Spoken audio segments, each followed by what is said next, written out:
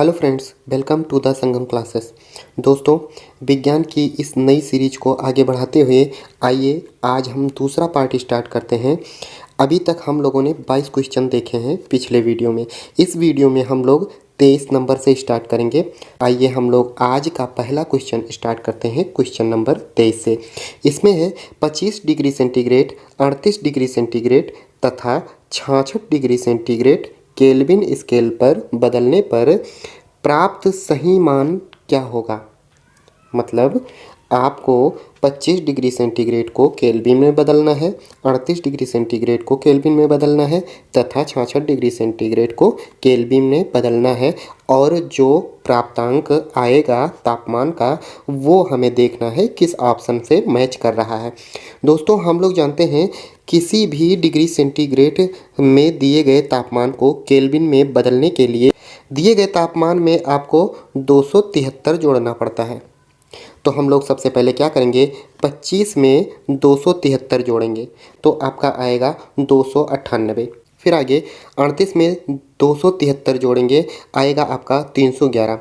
आगे 66 दिया गया है, 66 में 273 जोड़ेंगे, आएगा आपका 339। अर्थात ऑप्शन नंबर ये सही हो जाएगा। 298 केल्विन, 311 केल्विन और 339 केल्विन। अगला क्वेश्चन है हम लोगों का, बर्फ़ का गलनांक होता है। बर्फ़ का गलनांक 273.16 केल्विन होता है। आपका ऑप्शन ये सही हो जाएगा। आगे देखते हैं, जल का क्वथनांक 100 डिग्री सेंटीग्रेड है तो यह केल्विन में कितना होगा। हम जानते हैं डिग्री सेंटीग्रेड केल्विन में बदलने के लिए 273 डिग्री सेंटीग्रेड में जोड़ देते हैं। तो डिग्री सेंटीग्रेड का मान है 100, 100 में 273 जोड़ेंगे, आपका हो जाएगा 373। क्वेश्चन नंबर 25 का आंसर बी सही हो जाएगा, 373। आगे है, वायुमंडलीय दाब पर 1 किलोग्राम ठोस को उसके गलनांक पर द्रव में बदलने के लिए जितनी ऊष्मीय ऊर्जा की आवश्यकता होती है उसे गलन की कौन सी ऊष्मा कहते हैं। सीधे सीधे एक परिभाषा दे दी गई है, यह परिभाषा गुप्त ऊष्मा की परिभाषा है। अगला क्वेश्चन है, वाष्प कणों में 273 केल्विन या 100 डिग्री सेंटीग्रेड पर पानी के कणों में अपेक्षा ऊर्जा होती है। आपके ऑप्शन कम, समान, अधिक व शून्य। आपका ऑप्शन सी सही हो जाएगा, अधिक। अगला क्वेश्चन है, कोई गैस द्रव में बदल सकती है। कोई गैस द्रव में बदल सकती है। जब गैस को द्रव में बदलना है हमें उच्च दाब और कम ताप, अर्थात तापमान को घटाएंगे, दाब को बढ़ाएंगे। आपका ऑप्शन नंबर ये सही हो जाएगा, दाब के बढ़ने और तापमान के घटने से। वायु में आर्द्रता अधिक होने से वाष्पीकरण की दर पर क्या प्रभाव पड़ता है। आपके ऑप्शन हैं, बढ़ जाती है, ऑप्शन बी घट जाती है, ऑप्शन सी कोई प्रभाव नहीं पड़ता, ऑप्शन डी बढ़ती है घटती है। ऑप्शन बी सही हो जाएगा आपका, वायु में आर्द्रता अधिक होने से वाष्पीकरण की दर घट जाती है। अगला क्वेश्चन है, तेज गति की वायु से वाष्पन होता है। ऑप्शन ए शीघ्र, ऑप्शन बी धीमी, ऑप्शन सी शून्य और ऑप्शन डी अप्रभावित। इसमें आपका ऑप्शन ए सही हो जाएगा, शीघ्र। जब वायु की गति अधिक होती है तो वाष्पन भी अधिक होता है, अर्थात शीघ्र होता है। ऑप्शन नंबर ये सही हो जाएगा। अगला क्वेश्चन है, हथेली पर एसीटोन पेट्रोल स्प्रिट लगाने से ठंडक क्यों प्रदान होती है।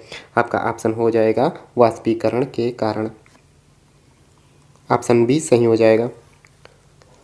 अगला क्वेश्चन है, निम्नलिखित में से किस सेट के प्रक्रमों में तापमान बढ़ने से वृद्धि होगी। इसमें आपका ऑप्शन बी सही हो जाएगा। जैसे जैसे तापमान बढ़ेगा वैसे वैसे वाष्पन, गैसों की संपीड़ितता, घुलनशीलता बढ़ती जाएगी।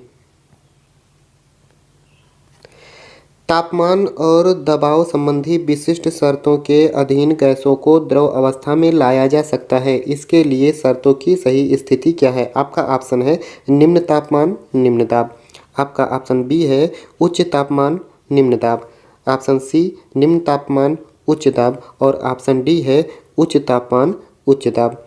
प्रश्न का अर्थ यह है कि गैस को द्रव में बदलने के लिए हमें क्या करना होगा। तो हम जानते हैं कि जब उच्च ताप और निम्न दाब रहता है तो गैस द्रव में परिवर्तित हो जाती है, अर्थात ऑप्शन नंबर बी सही हो जाएगा, उच्च तापमान और निम्न दबाव।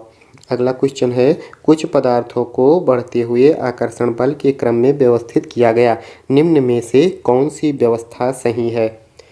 नीचे दिए गए ऑप्शनों में पदार्थ को आकर्षण बल के क्रम में व्यवस्थित किया गया है। यदि हम देखें तो सबसे पहले गैस होना चाहिए, फिर द्रव होना चाहिए, उसके बाद में ठोस होना चाहिए। सीधे सीधे आपका ऑप्शन सी सही हो जाएगा, ऑक्सीजन, जल और चीनी। पहले गैस है, फिर द्रव है, उसके बाद में ठोस है। ठोस के अणुओं के बीच आकर्षण बल अधिक होता है, जबकि जल के अणुओं के बीच आकर्षण बल ठोस से कम होता है तथा गैस के अणुओं के बीच आकर्षण बल सबसे कम होता है, अर्थात ऑप्शन सी सही हो जाएगा। अगला क्वेश्चन है, निम्नलिखित में से कौन सी स्थिति जल के वाष्पन को बढ़ाएगी। निम्नलिखित में से कौन सी स्थिति जल के वाष्पन को बढ़ाएगी। ऑप्शन है जल के तापमान में वृद्धि, ऑप्शन बी है जल के तापमान में कमी, ऑप्शन सी है जल के क्षेत्र को कम खुला छोड़ना, ऑप्शन डी है जल में नमक मिलना। ऑप्शन ये सही हो जाएगा, जल के तापमान में वृद्धि। जब जल के तापमान में वृद्धि होगी तो उसका वाष्पन तेजी से होगा। तेज धूप वाले दिनों में लोग अपने घरों के खुले स्थानों और छतों पर छिड़काव करते हैं ताकि गर्म सतह शीतल हो जाए। इसका क्या कारण है। दोस्तों, हम जानते हैं कि तेज धूप वाले दिनों में हम लोग पानी का छिड़काव करते हैं। आपका उत्तर ए सही हो जाएगा। वाष्पीकरण से ठंडक उत्पन्न करने के लिए हम लोग अपने आसपास जल का छिड़काव करते हैं। अगला क्वेश्चन है, गर्मियों में सूती कपड़े पहनने चाहिए ताकि, ऑप्शन है सूती कपड़े पसीने अवशोषित कर लें, सूती कपड़े पसीने को वाष्पीकृत कर दें, सूती कपड़े पसीने को अपने भीतर अवशोषित कर लें, सूती कपड़े शरीर को सुरक्षित रख सकें। आपका ऑप्शन बी सही हो जाएगा, सूती कपड़े पसीने को वाष्पीकृत कर देते हैं जिससे हमें ठंडक महसूस होती है। इसीलिए गर्मी के दिनों में हम लोग सूती कपड़े पहनना ज़्यादा पसंद करते हैं। किसी बर्तन में बर्फीला जल रखने से बर्तन के बाहरी तल पर जल की बूंदें क्यों नज़र आती हैं। आपके ऑप्शन हैं, वायु में उपस्थित जल वाष्प द्रव अवस्था में बदल जाते हैं, बर्तन के भीतर से जल की बूंदें बाहर आ जाती हैं, बर्तन पर जल की बूंदें हवा से इकट्ठा हो जाती हैं, इनमें से कोई कारण नहीं है। इसका कारण केवल एक है, वायु में उपस्थित जल वाष्प द्रव अवस्था में बदल जाती है। तो जैसे जैसे वायु में उपस्थित जल वाष्प ठंडा होगा वो द्रव अवस्था में बदलता जाएगा और बर्तन के सतह पर जल की बूंदें नजर आएंगी। अगला क्वेश्चन है, अमोनियम क्लोराइड को गर्म करने से जो क्रिया होती है वो क्या कहलाती है। आपके ऑप्शंस हैं क्वथन, वाष्पीकरण, ऊर्ध्वपातन या फिर द्रवण। इसमें आपका ऑप्शन सी सही हो जाएगा, ऊर्ध्वपातन। दोस्तों, ऊर्ध्वपातन एक ऐसी घटना है जब किसी ठोस पदार्थ को गर्म किया जाता है तो ये बिना द्रव अवस्था में परिवर्तित हुए सीधे गैस अवस्था में परिवर्तित हो जाती है। इस प्रक्रिया को ऊर्ध्वपातन कहते हैं। एक बार फिर से, जब किसी ठोस पदार्थ को गर्म किया जाता है तो ये बिना द्रव अवस्था में परिवर्तित हुए सीधे गैस अवस्था में परिवर्तित हो जाती हैं, तो इस प्रक्रिया को ऊर्ध्वपातन कहते हैं। अगला क्वेश्चन है, ऊर्ध्वपातन प्रक्रिया है ठोस से द्रव में बदलना, द्रव से गैस में बदलना, गैस से द्रव में बदलना या फिर ठोस से गैस में बदलना।